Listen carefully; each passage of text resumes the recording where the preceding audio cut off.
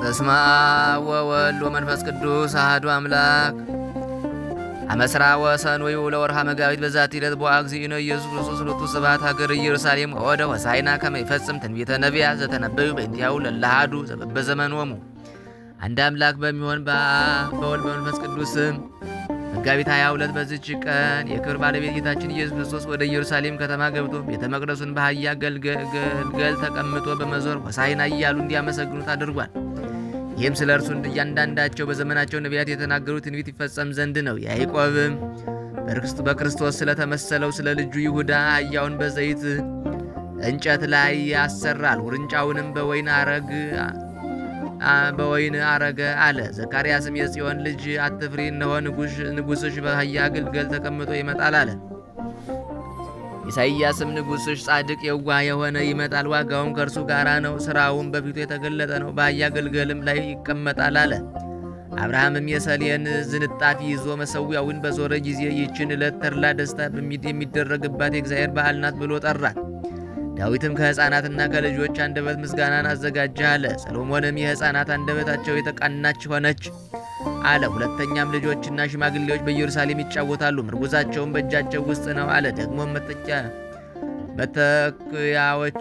መትከያዎችሽን አስፍተሽ ድንኳኖችሽን ዘርጊ ያለም አለ። ይህንንም የትንቢት ነገር ለመፈጸም በከበረ ወንጌል እንደተጻፈ ጌታ በአህያዋና በውርንጫዋ ላይ ተቀምጦ ወደ ኢየሩሳሌም ገባ። ወደ ኢየሩሳሌም ሊገባ በቀረበ ጊዜ ደብረ ዘይት አጠገብ ከምትሆን ቤተፋጌ ደረሰ። ደብረ ዘይት ወደሚባል ቢታንያም በደረሰ ጊዜ ከደቀ መዛሙርቱ ሁለቱን ላከ። ወደፊታቸው ወዳለ ሀገር ሄዱ። በገባቸውም ጊዜ ሰው ያልተቀመጠበት የአህያ ግልገል ታገኛላችሁ፣ ፈትታችሁ አምጡልኝ። ለምን ትፈቷቸዋላችሁ የሚል ሰው ቢኖር ጌታው ይሻቸዋል በሏቸው። የተላኩትም በሄዱ ጊዜ እንደነገራቸው አገኙ። የአህያውንም ግልገል ፈቱ። ጌቶቹም ለምን ትፈቷቸዋላችሁ አሏቸው። ጌታው ይሻዋል አሉ። ወደ ጌታ ኢየሱስም ይዘውት ሄዱ። ልብሳቸውንም በአህያው ግልገል ላይ ጎዘጎዙ። ጌታንም አስቀመጡት። ቅጠል ቆርጠው በመንገድ ላይ የጎዘጎዙ ብዙዎች ናቸው። ልብሳቸውንም በመንገድ ላይ ያነጠፉም አሉ። በፊትም በኋላም ይሄዱ የነበሩት በእግዚአብሔር ስም የሚመጣ የተባረከ መድኃኒት ነው ብለው አሰምተው ተናገሩ። በእግዚአብሔር ስም የምትመጣ የአባታችን የዳዊት መንግሥትም የተከበረች የተባረከች ናት አሉ። ጌታ ኢየሱስም ወደ ኢየሩሳሌም ቤተ መቅደስ ገባ። ሕዝቡም ሁሉ አዩት። በመሸም ጊዜ ከ12ቱ አርድእት ወደ ጋራ ወደ ቢታንያ ወጣ። በነጋውም ከቢታንያ በወጣ ጊዜ ተራበ። በሩቅም ቅጠል ያላትን በለስ አየ። በረሷ ፍሬ ያገኝ ዘንድ እንደሆነ ሊያይ ሄደ። ወደ እርሷም በደረሰ ጊዜ ግን ከቅጠል በቀር ብቻ ምንም ያገኘው የለም፣ የበለስም ወራቱ አልነበረምና። ለዘላለም ካንቺ ፍሬ የሚበላ አይኑር አላት። ደቀ መዛሙርቱም ሰሙ። ወደ ኢየሩሳሌም ደርሶ ወደ ቤተ መቅደስ ገባ። በምኩራቡም ግቢ የሚገበያዩትን ያስወጣ ጀመር። የለዋጮችንም ሥጋ ሰደቃቸውን ገለበጠ። ርግብ የሚሸጡትንም ወንበራቸውን ወደ ምኩራብ ለንግድ ገንዘብ ይዘው እንዳይገቡ ከለከለ። ቤቱ ለአሕዛብ ሁሉ የጸሎት ቤት ይሁን የሚል ጽሑፍ ያለ አይደለምንም? እናንተ ግን የሌቦች የወንበዴዎች ዋሻ አደረጋችሁት ብሎ አስተማራቸው። ዮሐንስም እንዲህ አለ። አልዓዛርን ከሙታን ለይቶ ካስነሳው በኋላ በነጋው እሁድ በዓል የመጡ ሰዎች ጌታችን ኢየሱስ ክርስቶስ ወደ ኢየሩሳሌም እንዲመጣ በሰሙ ጊዜ የሰሌን ዛፍ ዝንጣፊ ይዘው ከኢየሩሳሌም ፈጥነው ወጡ። በእግዚአብሔር ስም የሚመጣ ከአርያም የተገኘ መድኃኒት የእስራኤል ንጉሥ የተባረከ ነው እያሉ እየጮኹ ተቀበሉት። ጌታችን ኢየሱስ ክርስቶስም የአህያ ግልገል አገኘ፣ ተቀመጠበትም። እንደተጻፈም እንዲህ ሲል የጽዮን ልጅ ሆይ አትፍሪ፣ እነሆ ንጉሥሽ በአህያ ግልገል ተቀምጦ ይመጣል። አስቀድሞ ግን ደቀ መዛሙርቱ ይህን ነገር አላወቁም ነበር። ጌታ በተሰቀለ ጊዜ ይህ የተጻፈ ስለ እርሱ እንደሆነ ያን ጊዜ አወቁት እንጂ። እንዲህም አደረጉለት። አልዓዛር ብሎ ከሙታን ለይቶ እንዳስነሳው ባስነሳውም ጊዜ ከእርሱ ጋር የነበሩ ሰዎች መሰከሩለት። ስለዚህም ሕዝቡ አመኑበት። ያደረገውን ታምራትም ሰምተዋልና የሕፃናቱንም ምስጋና ደግሞ አልዓዛርን ማስነሳቱንም ሁሉ ሰምተዋልና። የካህናት አለቆችና ፈሪሳውያን ግን እርስ በርሳቸው የምታገኙት ረብህ ምን ጥቅም እንደሌለ አታውቁምን? እነሆ ሰው ሁሉ አመነበት አሉ። ማቴዎስና ማርቆስ የሰሌንን ነገር አላወሱም። ሌሎች ከእንጨቶች ቅጠሎችን እየቆረጡ በመንገድ ውስጥ የጎዘጎዙ አሉ እንጂ። ሉቃስም ቅጠልን ወይም ሰሌንን አላወሳም። ሲሄዱ ልብሳቸውን በመንገድ ላይ ጎዘጉዙ ነበር አለ እንጂ። ዮሐንስ ግን ለብቻው ከኢየሩሳሌም ከሰሌን ዛፍ ላይ ዘንባባ ቆርጠው ያዙ አለ። ሰሌንም በኢየሩሳሌም አልነበረም። ጌታችን ሕፃን ሆኖ ሳለ ወደ ግብፅ በወረደ ጊዜ ከእናቱ ብሩክ ቅድስት ከሆነች ከእመቤታችን ከድንግል ማርያም ጋር እስሙናይን ከሚባል አገር ደረሱ። ከዚያም ሰሌን አገኙ። ጌታችንም ከስሯ ተነቅላ ሄዳ በደብረ ዘይት ላይ እንድትተከል አዘዛት። ያን ጊዜ ወደ አየር ወጥታ በረረች። ሄዳም በዚያ በደብረ ዘይት ተተከለች። ከእርሷም ወስደው የክብር ባለቤት ጌታችን ኢየሱስ ክርስቶስን ተቀበሉት።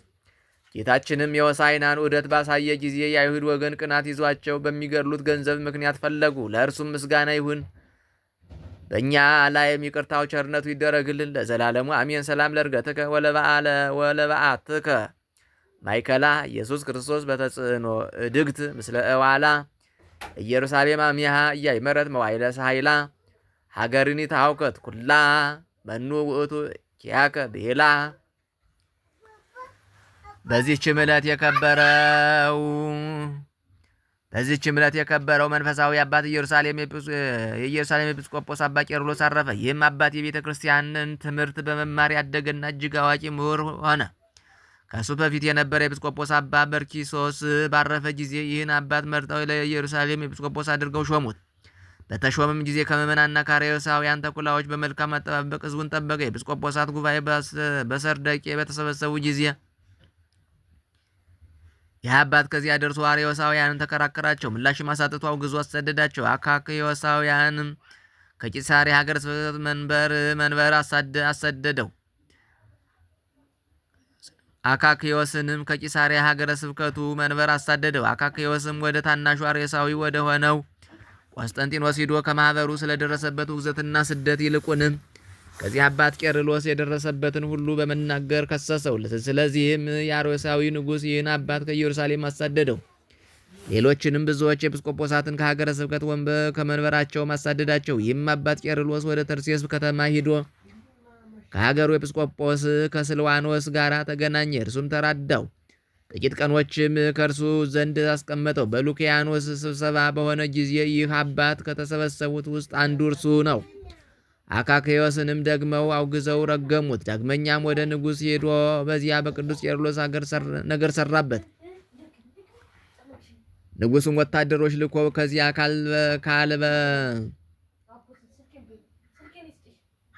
ከዚያ ካለበት አሳደደው። ከዚህ በኋላ ይህ መናፍቅ ቆስጠንጢኖስ ሞተ። ልጁ ሶስተኛው ቆስጠንጢኖስ ነገሰ። ይህንንም አባት ከተሰደደበት ወደ መንበረ ጵጵስናው መለሰው። አባቱ ያሳደዳቸውን ኤጲስቆጶሳትንም ሁሉንም መለሳቸው። ይህም አባት የተረፈውን ዘመን በሰላምና በጸጥታ ኖረ። ታላቁ ቴዎዶሲዮስን በነገሰ ጊዜ ስለ መቅዶኒዎስ፣ ስለ ሰባሊዮስና ስለ አቡሊናሪዎስ በቁስጥንጥንያ 150 ኤጲስቆጶሳትን በአንድነት ሰበሰበ። ይህም አባት በጉባኤው ውስጥ አንዱ እርሱ ነበር። መናፍቃንም መመለስን እምቢ ባሉ ጊዜ ከወገኖቹ ጋር አረገማቸው፣ አውግዞም ለያቸው። ሃይማኖትን ያቀኑ ዘንድ 118ቱ በሰሩት በጸሎተ ሃይማኖት ላይ ለመንግስቱም ፍጻሜ የለውም ከሚለው ቀጥሎ እንዲህ የሚል ጨመረ። የባህሪ ገዢ የሚሆን በሚያድን በመንፈስ ቅዱስ እናምናለን። ከአብ የተገኘ ከአብ ከወልድ ጋር እንሰግድለት እናመሰግነውም። በነቢያትም አድሮ የተናገረው ሐዋርያት ተሰብስበው አንድ ባደረጓት ከሁሉ በላይ በምትሆን ክብርት ንጽሕት ልዩ በምትሆን በአንዲት ቤተክርስቲያን እናምናለን። ኃጢአት በሚሰረይባት በአንዲት ጥምቀት እናምናለን። የሙታንን መነሳት ተስፋ እናደርጋለን፣ የሚመጣውንም ሕይወት ለዘላለሙ። ከዚህ በኋላ ይህ አባት በመንፈስ ቅዱስ ተቃኝቶ ብዙ ድርሳናትንና ተግሳጽን ደረሰ። ሁለተኛም ስለ ጸሎተ ሃይማኖትና ስለ ትርጓሜው ሌላ በውስጡ 18 ያህል ድርሳን ያለው መጽሐፍ ደረሰ። እርሱም ጥበብን እውቀትን ሁሉ የተመላ እጅግ የሚጠቅም ነው። በጵጵስናውም መንበር 33 ዓመት ከኖረ በኋላ በሰላም አረፈ። በጸሎቱ የምትገኝ በረከቱ ከኛ ጋር ትኖር ዘላለሙ አሜን። ሰላም ለቄርሎስ እንተሰበከ በጥንቃቄ ሃይማኖተ ክርስቶስ መጽደቂያ ዘምስለ ማህበር ቀዊሞ እለበሰርደቄ የአርዮስሃ